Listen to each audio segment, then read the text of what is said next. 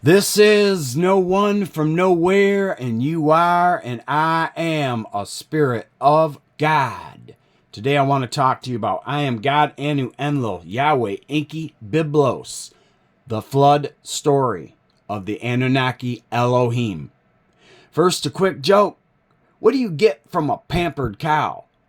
Spoiled milk. Hey, remember, if you spare the rod, you spoil the child. So this is a book that I wrote. It is called I Am God, Enlil Yahweh Enki Byblos. Anunnaki Elohim. God is Enlil NINHURSAG, Enki NINURTA, ISHTAR, Sin, SHAMASH, AMURRU, ISKUR, NERGAL, MARDUK, NABU. And it is by Spirit of God, and Timothy Strong. Spirit of God is a non-profit corporation. A real, legit, non-profit corporation. It is available on Amazon.com. Let us review the other chapters. Genesis 1 is the creation of the Unima Elish, the 7 tablets of creation, and it is Marduk doing the creating for God Anu.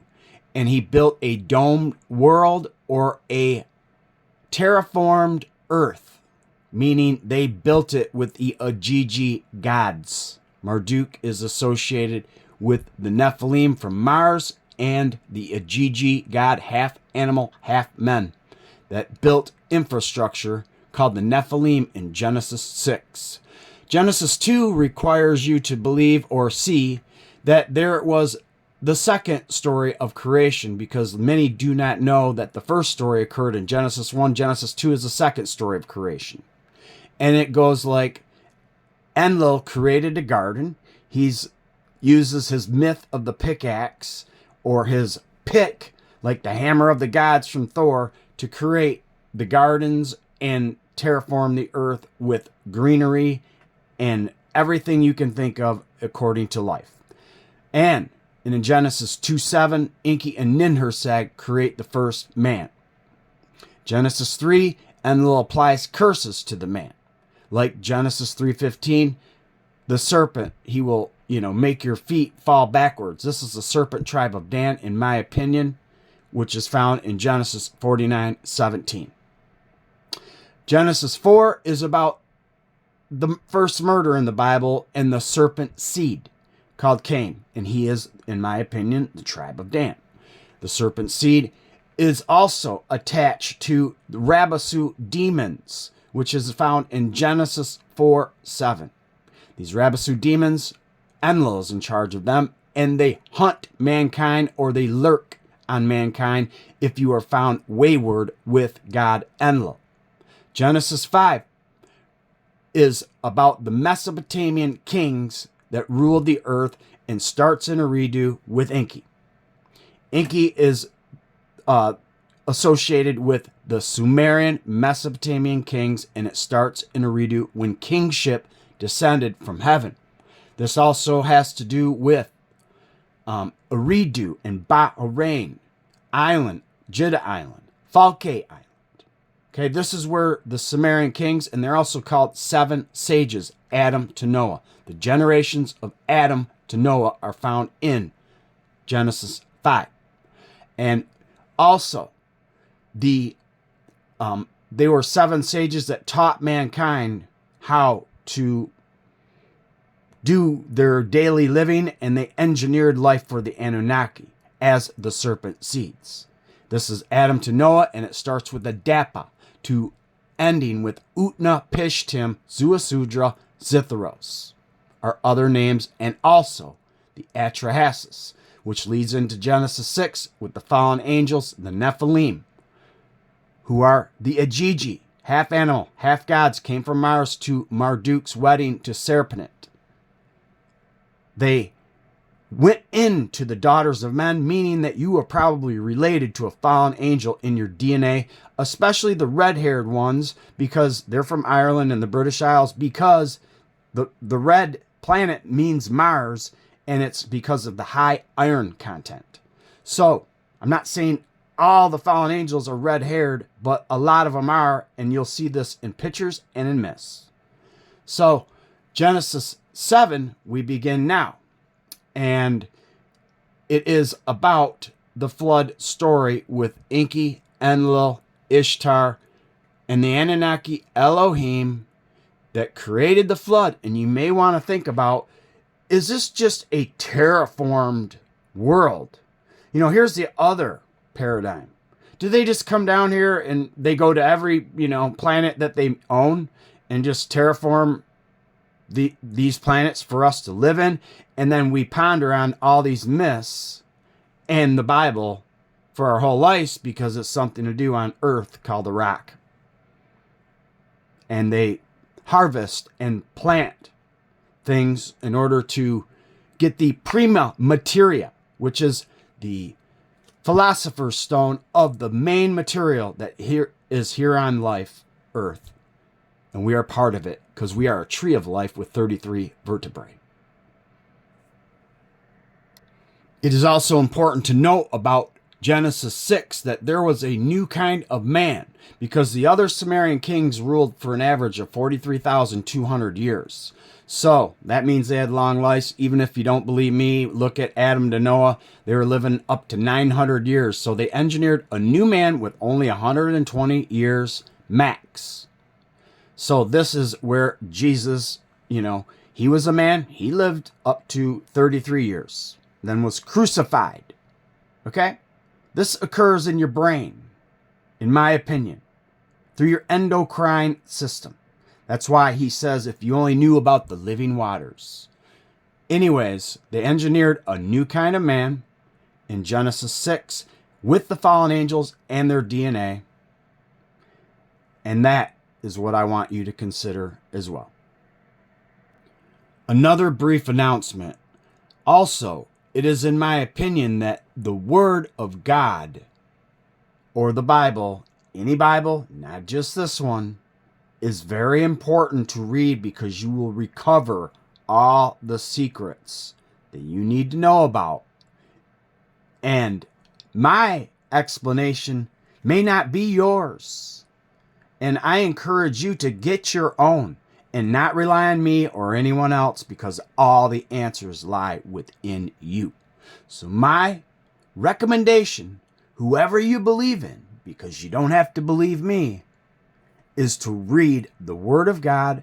And also think about this scripture in Matthew 13:51 that Jesus says a treasure house is the knowing and knowledge of the old and the new, meaning the Old Testament and the New, or the old stories and the new or modern. That's the treasure. And that's what I bring to the table, in my opinion, is that treasure of the old knowing and the new. Thank you so much. Remember, if you're the bacon on a sandwich and I'm the tomato, let us learn together as one. Genesis 7, Enlil Yahweh Enki Byblos. Genesis 7:1, and the Lord Yahweh Enki.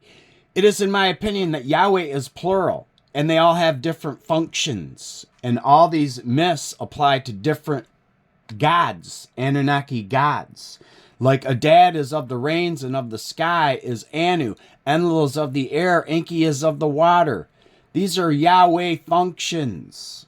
So, and the Lord Yahweh Enki said unto Noah, come thou and all thy house into the ark, for thee have I seen righteous before me in this generation. A generation is also a age, like 2,160 years of Pisces. Genesis 7:2, of every clean beast thou shalt take to thee by sevens. Seven's a universally holy number. The male and his female, and of beasts that are not clean by two, the female and the male, his male. Of fowls also be of the air by sevens. 7 is the duration and time, place, period in the Pleiades. That is, in my opinion, where the Anunnaki Elohim came from. And we are the 7th planet. And we have 7 holes in your head. There are 7 days of the week. There are 7 continents, 7 seas. 7 spirits of God. 7 days of creation. Genesis 7:3, which is 3 sevens. Lucky 21. That's why you'll see this in Vegas. Lucky 7s. Genesis 7:3, of fowls also of the air by 7s, the male and the female, to keep seed alive upon the face of all the earth. For yet 7 days, and I, Enlil Yahweh, will cause it to rain upon the earth 40 days and 40 nights. And every living substance that I, Enlil Yahweh, have made will I, Enlil Yahweh, destroy from off the face of the earth. And Noah did according unto all that Lord Yahweh Enki commanded him. Notice there are 2 Yahwehs right in Genesis 7. Because Enki and Enlil were in the Epic of Gilgamesh and other myths like the Atrahasis. And they both were, in my opinion, Yahwehs and had different functions. Enlil is of the air, Enki is of the water. Genesis 7:6, and Noah was 600 years old when the flood of waters was upon the earth. Genesis 7:7, which is 49:13 or 49er. Genesis 49er has all the peoples of the world in it, including the tribe of Dan that is not mentioned in Revelation 7 because we are the Antichrist serpent tribe. Serpent seed is tribe of Dan. And in Revelation 49:17, the serpent and judge. Genesis 7:7. And Noah went in, and his sons and his wife, and his sons' wives with him into the ark, because of the waters of the flood. Genesis 7:8, of clean beasts and of beasts that are not clean, and of fowls, and of every living thing that creepeth upon the earth. Genesis 7:9, there went into unto Noah into the ark the male and the female, as Yahweh Enki had commanded Noah. Genesis 7:10, and it came to pass after 7 days that the waters of the flood were upon the earth. In the 600th year, Genesis 7:11, in the 600th year of Noah's life, in the 2nd month, the 17th day of the month, the same day, were all the fountains of the great deep broken up, and the windows of heaven were opened. And that is a B, because this is a terraformed earth, and they have windows above the firmament and below the firmament. And we'll get into this in detail in a few minutes. Genesis 7:12, and the rain was upon the earth 40 days and 40 nights. Genesis 7:13, in the self same day entered Noah and Shem and Ham and Japheth, the sons of Noah, and Noah's wife, and the 3 wives of his sons with them, into the ark.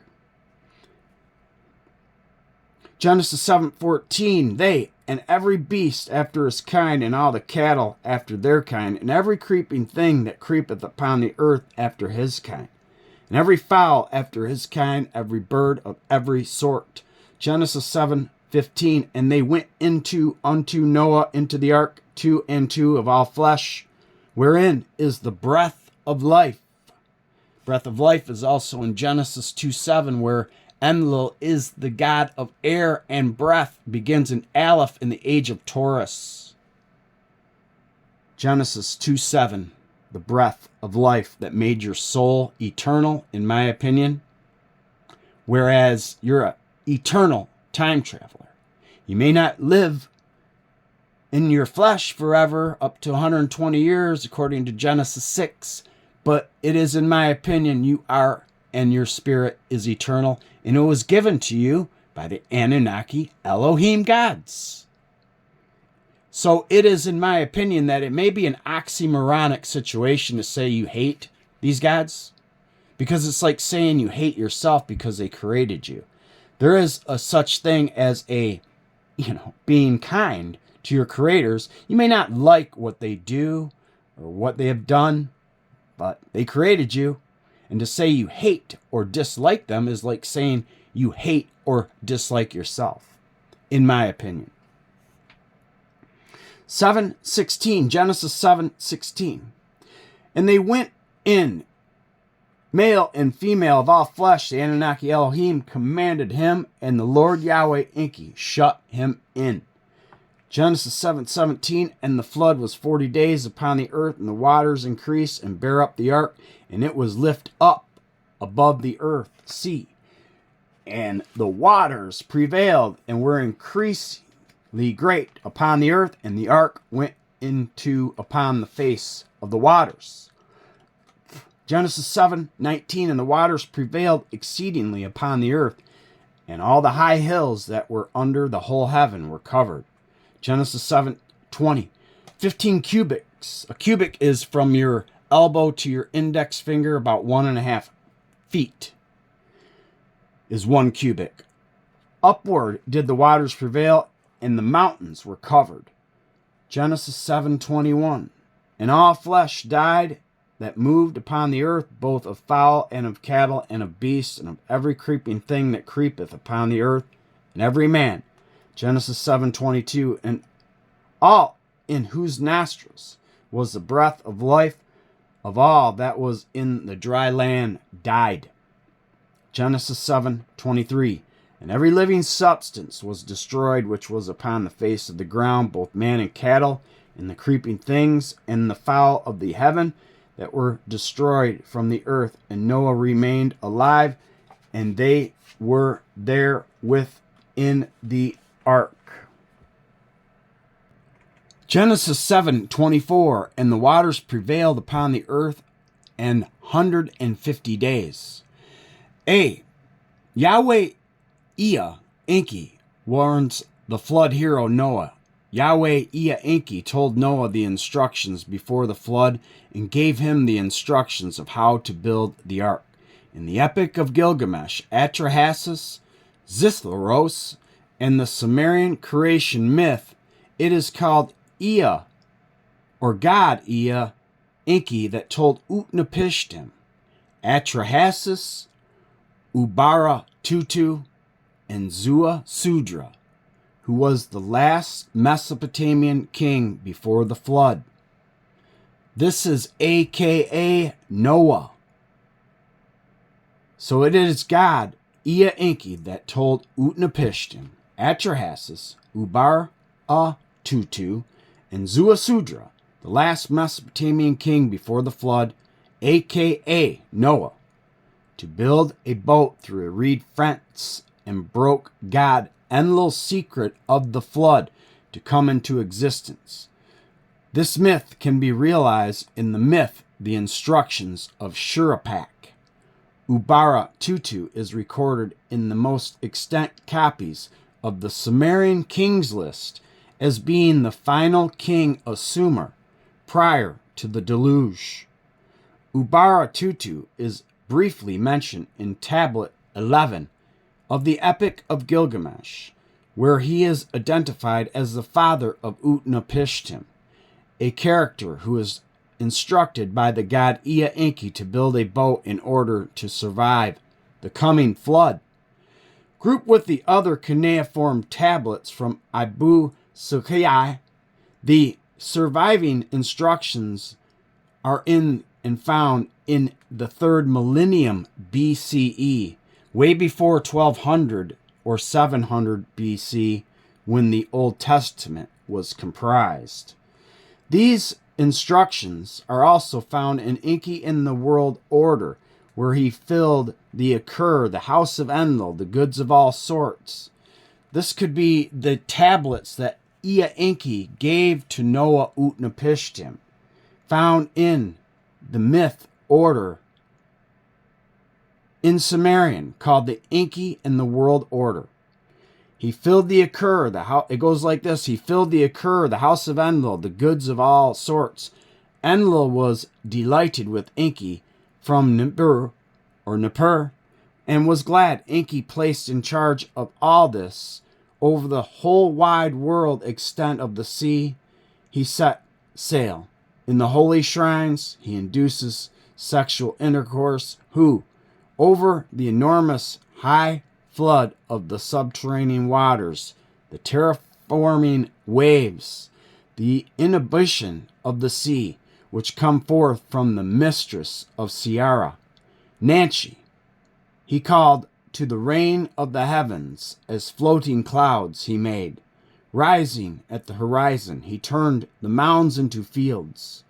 Enki placed in charge of all this him, and who rides the great storms, who attacks the lightning bolts, the holy bar which blocks the entrance into the interior of heaven, the son of Anu, the canal inspector of heaven and earth, ISKUR Adad, the bringer of plenty, the son of Anu. It is said in Enki in the world order. B. This is to do with 7:11. Genesis 7:11, which is 77. 7 times 11, 77. 49. 7 times 7, 13. It's not an unlucky number, but Genesis 7:11. Maybe that's why the stores are here. It's amazing.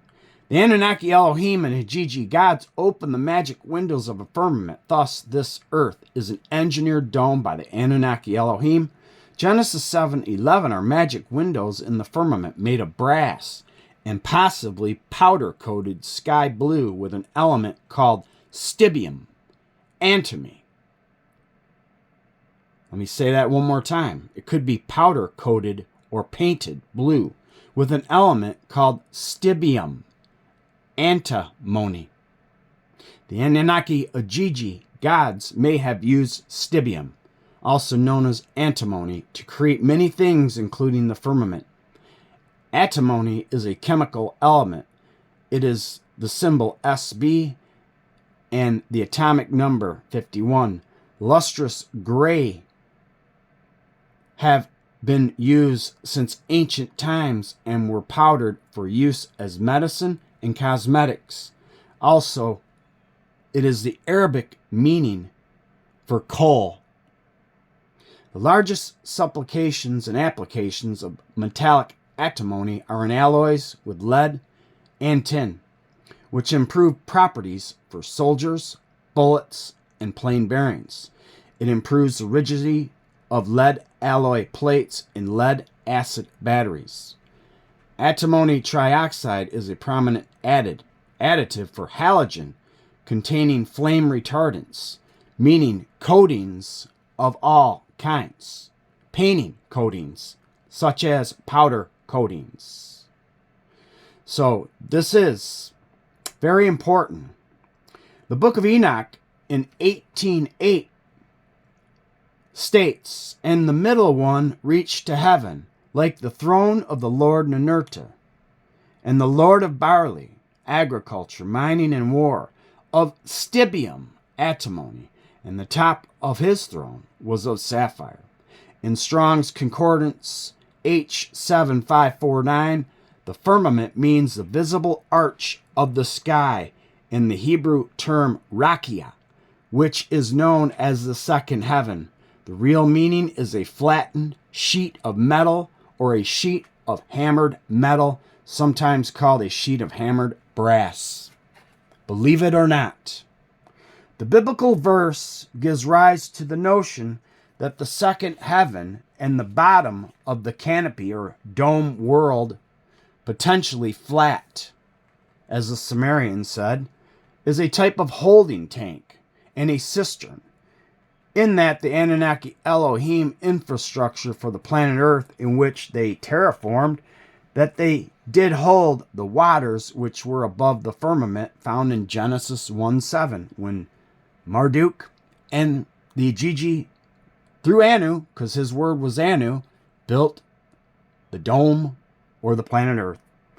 According to Genesis 7:11, the exact opposite of 7:1 almost, the Anunnaki and Hijiji opened the windows of heaven to let the waters out to flood the earth. Anunnaki Jesus' descriptions of his father's house that has many mansions is in John 14:2. May be another way of describing the second heaven of the firmament. In biblical cosmology, the firmament is the vast solid dome created by God during the Genesis creation story to divide the primeval sea into the upper and lower portions so that the dry land could appear. These words also translate to the biblical Hebrew word rakia, R-A-Q-I-A, and is used in examples like Genesis 1:26, where it is contrasted with Shemeron, translated as heaven in Hebrew, and also in Genesis 1:1. Rakia derives from the root meaning to beat or to spread out thinly. The Hebrew lexicographers Brown, River, and Briggs gloss the noun with extended surface, meaning solid expanse, beaten out, distinguished two main uses: flat expanse, as if it was ice, or a base support, and number two is the vault of heaven or firmament, regarded by the Hebrews as solid and supporting waters above it. A related noun in Hebrew, rakeah, is found in Numbers 16:13 and 16:38. Hebrew numbering 17:3 refers to the process of hammering metal into sheets. Gerhard von Rad explains rakia means that which is firmly hammered, stamped, a word of the same root in Phoenicians language, which is similar to the Hebrews, is a tin dish. So the meaning of the verb rakeah concerns the hammering of the vault of heaven into firmness.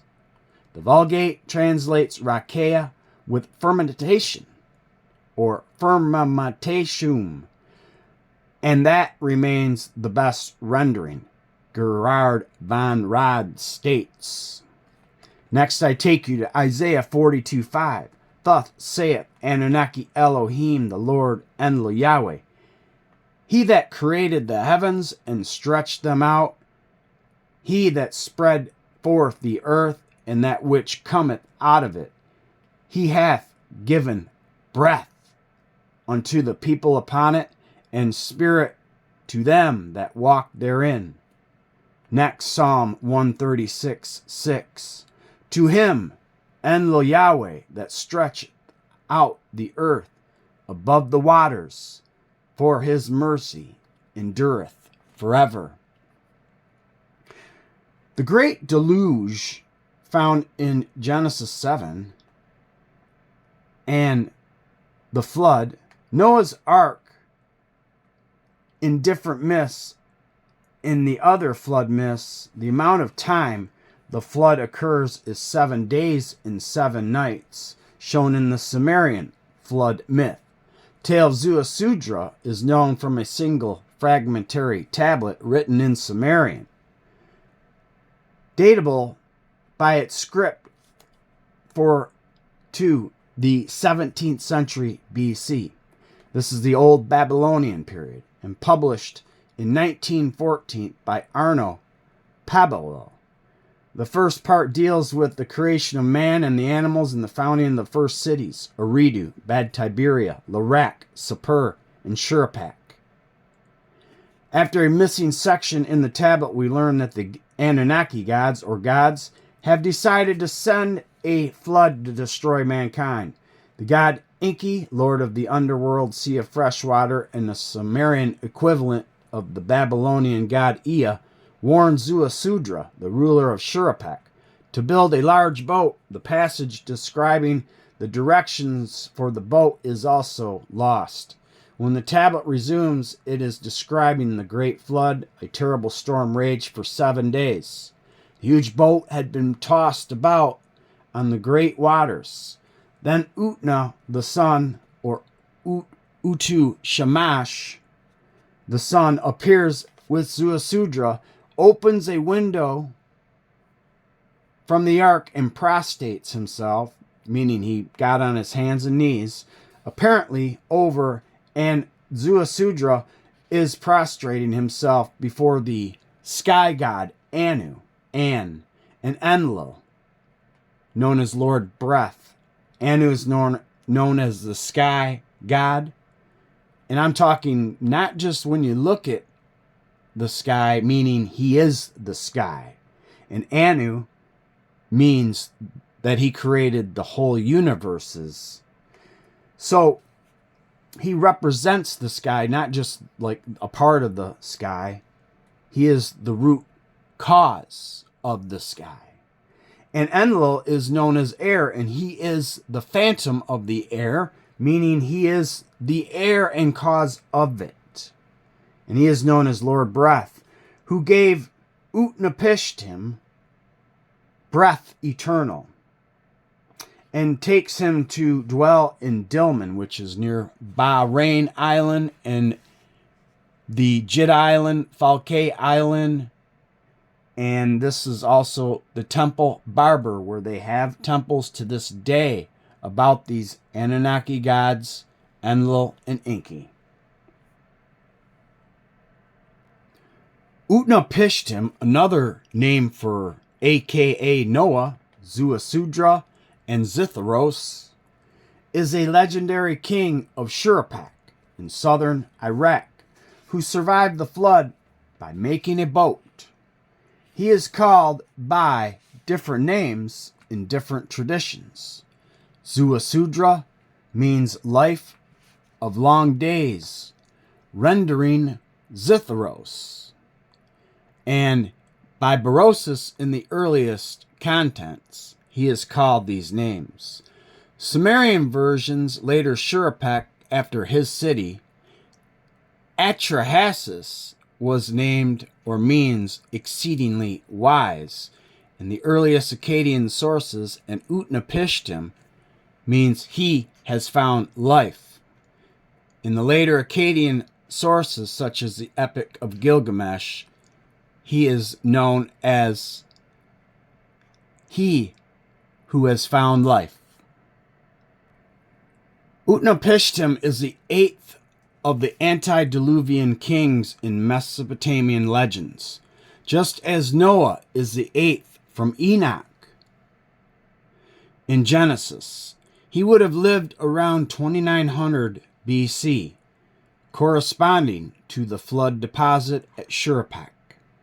Between the Gemtite Nasser and early dynastic levels in the Mesopotamian stories, he is tasked by the god Enki, Akkadian Ea, to create a giant ship to be called the Preserver of Life in preparation of a giant flood that would wipe out all life. The character appears in the Epic of Gilgamesh.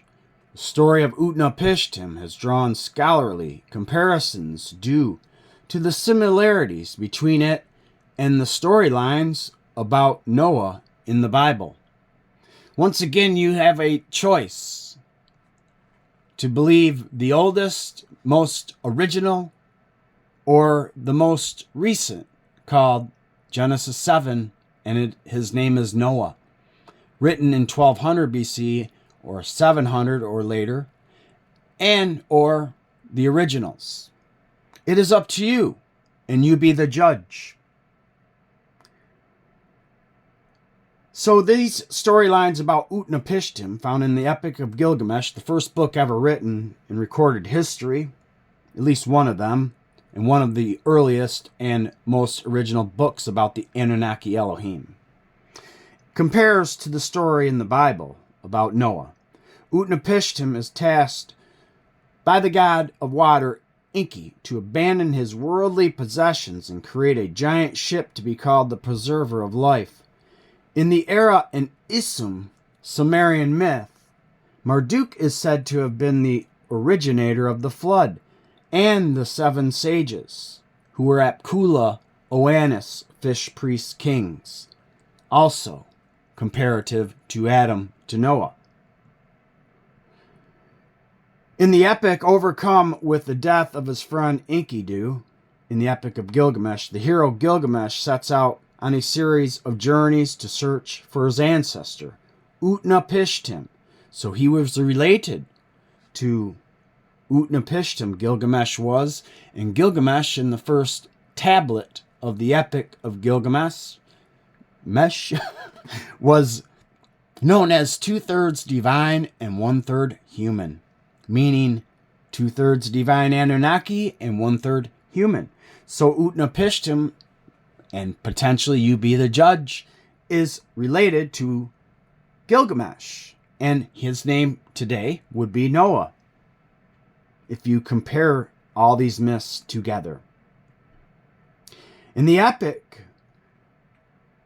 overcome with the death of his friend Enkidu, the hero Gilgamesh sets out on a series of journeys to search for his ancestor Utnapishtim Zuthros, who lives at the mouth of the rivers, or Zithros, who lives at the mouth of the rivers and has been given eternal life.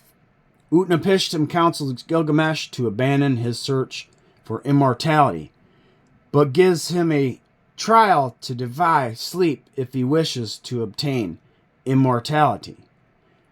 Gilgamesh failing at his trial to defy sleep, and that is amazing because Jesus Christ in the Bible was up for about 36 hours as a small fact. So he was slept with no sleep and had sleep deprivation before his death. Gilgamesh failing at his trial to defy sleep, Utnapishtim next tells him about a plant that can make him young again. Gilgamesh obtains the plant from the bottom of the sea in Dilmun, often considered to be current-day Kuwait, but a serpent steals it, and Gilgamesh returns home to the city of Uruk, having abandoned hope of either immortality or renewed youth. Once again, the serpent tribe of Dan is known as the Antichrist, so they want to steal your mortality and immortality, so you never feel the Christ within. That's their job, to kick you backwards. Make the rider hit the heels of the rider, the serpent tribe of Dan in Genesis 3:15 and Genesis 49:17 wants to make you fall backwards and are known as the Antichrist because they are not mentioned in Revelation 7. So they exist because they existed in Genesis 49:17. So they're not lost. The tribe of Dan is not lost. Ark is another version, would have been that the ark was made from a wooden box of wood from an unknown origin, carrying the seeds of life and the substance of all life within DNA test tubes called nucleic acids. Remember, we are terraformed and made probably in test tubes in Genesis 1:26, 1:27, 2:22, 2:7, and 3:22. So Noah, Utnapishtim may have been carrying nucleic acids and DNA test tubes. It's something for you to consider.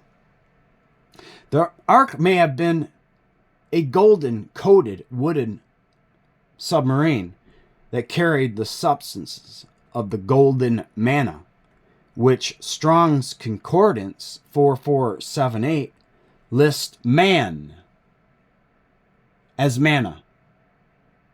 Let me say that one more time. Strong's Concordance 4478 lists man as manna, the food of heaven. Jesus is the food and bread of life. He is the manna. Read your Bibles. Like I said, it's just not in this one. It's in every Bible. When Jesus gave the Eucharist, this is my body, this is my bread, he was talking about the manna, which means man. The Ark of the Covenant may have been the same universal fluid coating found in Hebrews 9:4, which had the golden censer and the Ark of the Covenant overlaid round about with gold, wherein was the golden pot of that had the man equals manna. The preserver of life was made of solid timber, so that the rays of Shamash, or the sun god, would not shine in, and of equal dimensions in length and width. The design of the ship was supposedly drawn on the ground by Enki, and the frame of the ark, which was made in 5 days, was 200 feet in length, width, and height, with a floor space of 1 acre. That's pretty big. The ark interior had 7 floors, each floor divided into 9 sections, finishing the ark fully on the 7th day. The entrance of the ship was sealed once everyone had boarded the ship. He was also tasked with bringing his wife, family, and relatives along with the craftsmen of his village, babies, baby animals, and grains. The oncoming flood would wipe out all animals and people that were not on the ship. After 12 days on the water, Utnapishtim opened the hatch of the ship to look around and saw the slopes of Mount Nisr, where he rested his ship for 7 days. On the 7th day, he sent out a dove out to see if the water had receded, and the dove could find nothing but water, so it returned. Then he sent out a swallow, and just as before, it returned, finding nothing. Finally, Utnapishtim sent out a raven, and the raven saw that the waters had receded. So it circled around, but did not return. Utnapishtim then set all the animals free and made a sacrifice to the gods. The gods came, and because he had preserved the seed of man, while remaining loyal and trusting of his gods, Utnapishtim and his wife were given immortality, as well as a place among the heavenly Anunnaki gods. Enki also claims that he did not tell Atrahasis, apparently referring to Utnapishtim, about the flood, but rather that he made only a dream appear to him. The parallels between Noah's Ark and the Ark of Babylonian flood heroes Atrahasis and Utnapishtim have been noted, and they are duly noted because they are similar. Atrahasis' ark was circular, resembling an enormous kufar, which 1 or 2 decks is a kufar. And what is a kufar? It is a type of oracle or circular or round boat traditionally used on the Tigris and Euphrates rivers in ancient and modern Mesopotamia. Its circular shape means that it does not sail well against the current, as it tends to spin, but it makes it safe, sturdy, and easy to construct. Utnapishtim's ark was a cube with 6 decks of 7 compartments, each divided into 9 sub-compartments, or 63 sub-compartments per decks, and 378 in totality. Noah's Ark was rectangular, with 3 decks. A progression is believed to exist from a circular to a cubic or square to rectangular. The most striking similarity is the near identical deck areas of the 3 arcs. 14,400 cubics, 2, 14,400 cubics, 2, and 15,000 cubics, 2, for Atrahasis, Utnapishtim, and Noah. And this is only 4% in difference. So they are very similar, the 3 stories of the flood and deluge, and their boat or decks are almost identical, and they're only 4% off. So the word for pitch is sealing with a tar or resin, and in Genesis it is not the normal Hebrew word, but is closely related to the word in the Babylonian story that is used about the pitch and resin sealing it up. So this is an oil product, oil-based. So they were mining gold or had access, or I'm sorry, they were mining some type of oil back in those days because they used a resin that was oil-based, just like tar today, or asphalt, potentially. So likewise, the Hebrew word for ark means tavav and is nearly identical to the Babylonian word for oblong boat or labu, especially given that V and B are the same letter in Hebrew, named Bet, B-T. However, the causes of God or the gods sending the flood differ in the various stories. In the Hebrew myth, the flood inflicts God's judgment on wicked humanity. The Babylonian epic of Gilgamesh gives no reasons that the flood appears, and the result is a divine caprice.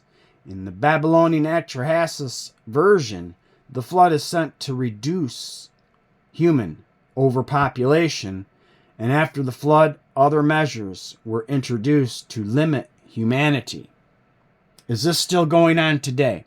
Is overpopulation still happening, and are there plagues and wars and other things that you're not aware of, that maybe a serpent race is, that is trying to wipe you out today? Just subtly. Just like the serpent means subtle. S-U-B-T-I-L. It's cunning. It's coy. It's smart. The smartest. And it is subtle.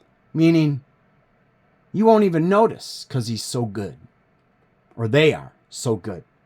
Anyways, Jeremiah 3:16.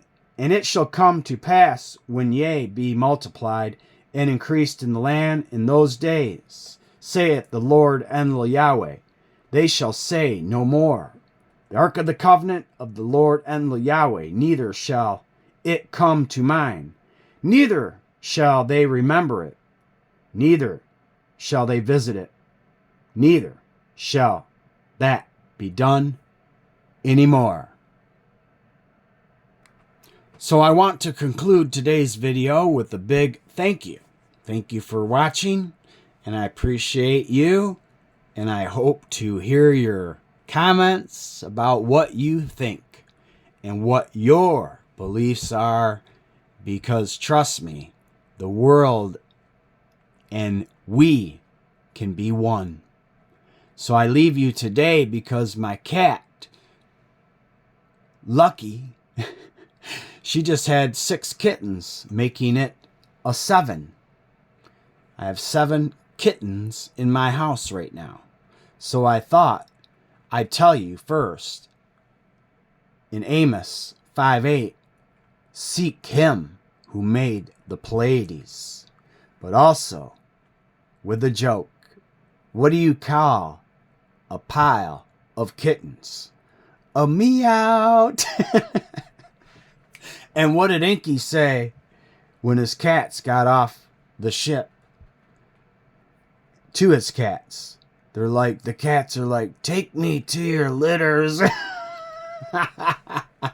Thank you so much for watching. And always remember that you are and I am a spirit of God. Peace and love be with you all.